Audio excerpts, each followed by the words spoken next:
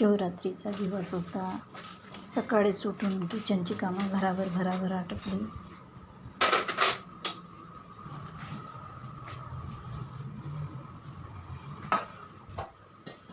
भांडी वगैरे जी पडली होती रात्रीची ती पण भराभर घासून सगळं किचनचं काम लवकर आटपलं. कारण की शिवरात्रीच्या दिवसामुळे पूजा करायची होती. पूजेला वेळ लागतो.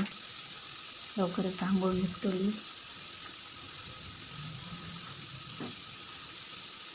आंघोळ होताच पूजेची तयारी केली. पूजेच्या सिंहासनाला व्यवस्थित आवरलं आणि देवाला स्नान घातलं. कारण की पूजेला वेळ लागते म्हणून पूजेचं लवकर केलं. दह्या दुधाने देवाला स्नान टाकलं.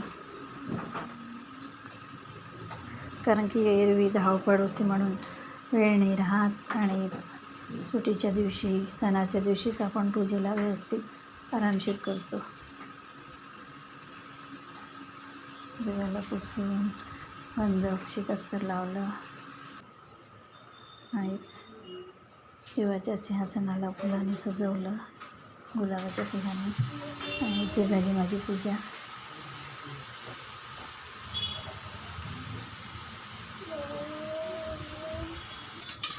आणि भिजत घातलेला साबुदाणा बघितला, झाला होता तो.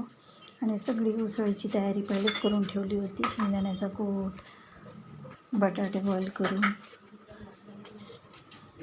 लगेचच उसळीला फोडणी दिली.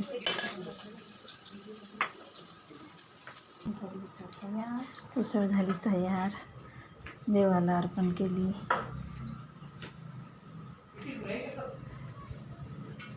आणि देवाची आरती पण केली. आणि इथे झाला आमचा नाश्ता तयार.